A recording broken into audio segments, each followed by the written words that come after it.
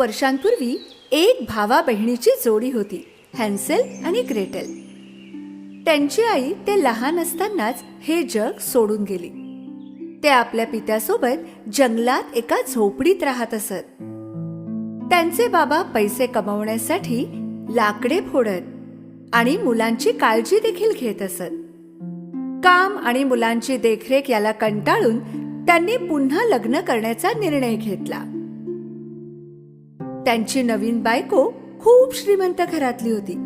तिला त्यांचं गरीब असणं आणि झोपडीत राहणं पसंत नव्हतं आणि ती तिच्या सावत्र मुलांचा देखील राग करत असे.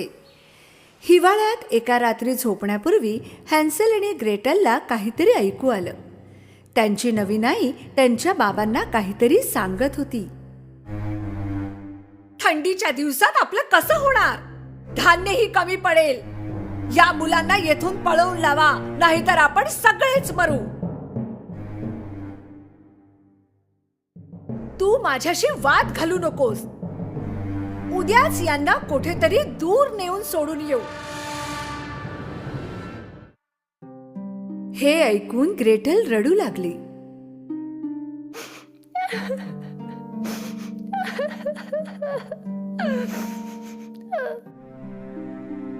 हॅन्सेलने तिला गप्प केलं. तू रडू नकोस ग्रेटल, आपण यातून काही ना काही मार्ग काढू.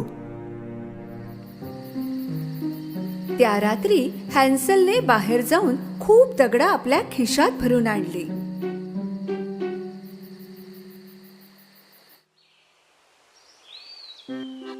दुसऱ्या दिवशी सकाळी ते सगळे बाहेर लांब जाऊ लागले. त्यांच्या बाबांनी सांगितलं की आपण सहलीला चाललोय. चालता चालता हॅन्सेल हळूच एक एक दगड टाकत खुणा बनवू लागला.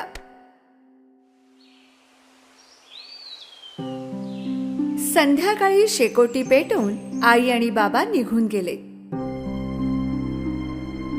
असं सांगून की आम्ही लगेच येतो, पण ते परतले नाहीत.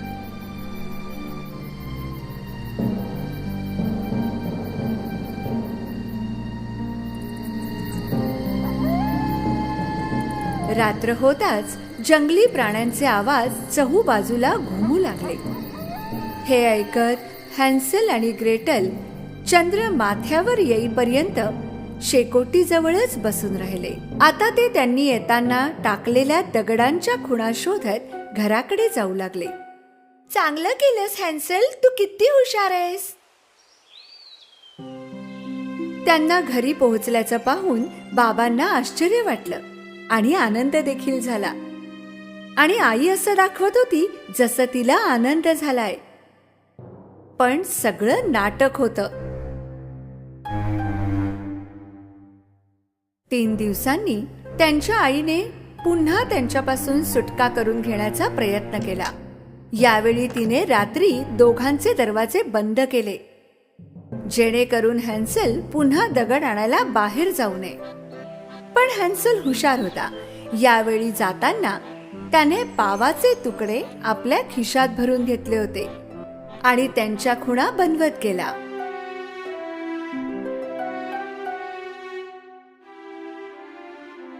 दुपारी बहाण्याने आई आणि बाबा निघून गेले, पुन्हा या दोघांना एकटं सोडून.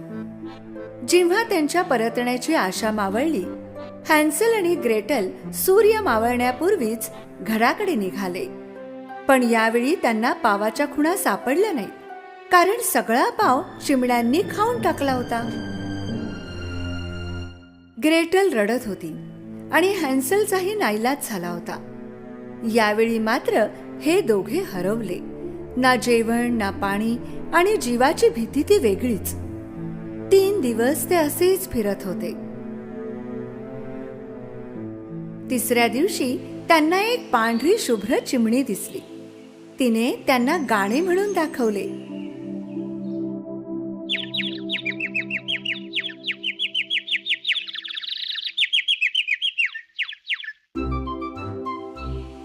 त्यावेळी ते आपली तहान भूक विसरून त्या चिमणीच्या मागे मागे गेले आणि पोहोचले एका विचित्र घरासमोर. त्या घराची भिंत पावाची होती आणि छप्पर केकचं आणि खिडक्या चॉकलेटच्या होत्या. चहू बाजूला क्रीमच क्रीम. हॅन्सल आणि ग्रेटल आनंदाने थांबूच शकले नाहीत. सगळा थकवा विसरून त्या घराकडे गेले. आता ते काहीतरी खाणार इतक्यात आतून आवाज आला. अरे, कोण चावा घेतय माझ्या घराचा? त्यांना दरवाजात एक खूप प्रेमळ आजीसारखी म्हातारी दिसली. त्या दोघांनी तिला सगळं सांगितलं. तेव्हा आजीने त्यांना घरात बोलवलं. घराच्या बाहेर आणि आतमध्ये एकदम वेगळं होतं. घरात अंधार होता आणि बरं वाटत नव्हतं. पण भुकेले असल्याने त्या दोघांनी फारसा विचार केला नाही. आजीने त्यांना तऱ्हेतऱ्हेचे पक्वान्न खाऊ घातले, असेही जे त्यांनी आधी कधीच खाल्ले नव्हते. आणि रात्री ज्यावर झोपले तो बिछाना देखील किती मौशार होता. सकाळी उठल्यावर पाहतात तर काय, ती आजी कुठेच नव्हती. ते तिला शोधू लागले. तेथेच त्यांना एक दरवाजा दिसला.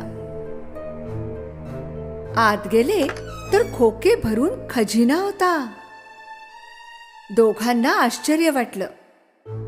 हॅन्सलला अजून जवळून पाहायचं होतं. पण इतक्यात त्यांचा पुन्हा आवाज आला. काय रे पोरांनो, काय चाललंय? दोघांनी वळून पाहिलं तर ती चेटकीण समोर उभी होती. त्यांना समजलं की ती आजी म्हणजे एक चेटकीण होती, जी या मुलांना आपल्या तळघरात घेऊन जाण्यास आतुर झाली होती. त्यांनी तेथून पळायचा प्रयत्न केला, पण दरवाजा बंद होता. चेटकिणीने हॅन्सलचे केस पकडले आणि एका पिंजऱ्यात टाकलं. ग्रेटलला ती खेचत स्वयंपाकघरात घेऊन गेली. तुझा भाऊ खूप बारीक आहे, त्याला जाड करायला जेवण बनव. धष्टपुष्ट असेल तर मला त्याला खाताना मज्जा येईल. पण तू काही खायचं नाहीस, फक्त त्याला खाऊ घालायचं, समजला? ग्रेटलला तिचं ऐकावंच लागलं. हॅन्सल खूप हुशार होता. त्याने तिला मूर्ख बनवायची शक्कल लढवली. प्रत्येक रात्री चेटकीण झोपली की हॅन्सल पिंजऱ्याच्या तळाशी खड्डा खणत असे. चेटकीण रोज सकाळी पाहत असे की हॅन्सल जाडा झाला की नाही. हॅन्सल काहीही न खाता सगळं जेवण त्या खड्ड्यात टाकत होता. इकडे चेटकीण ग्रेटलला आणखी जेवण बनवायला सांगत होती. खूप दिवस असंच चालू राहिलं. जाडा असो व बारीक, आज तर मी हॅन्सल पाय बनवणारच. तिने ग्रेटलला सांगितलं. जरा ओव्हन मध्ये बघ, कणिक नीट शिजली की नाही. ती घाबरली होती, पण ग्रेटल सुद्धा आपल्या भावासारखी समजूतदार देखील होती. ती समजली की चेटकीण तिला ओव्हन मध्ये ढकलू पाहते. माझं डोकं आत जात नाहीये, मला कणिक दिसत नाहीये, ग्रेटल म्हणाली. चेटकिणीने स्वतःच तिचं डोकं आत घातलं. संधी मिळताच ग्रेटलने सर्व शक्तीनिशी चेटकिणीला आत ढकललं आणि दरवाजा बंद केला.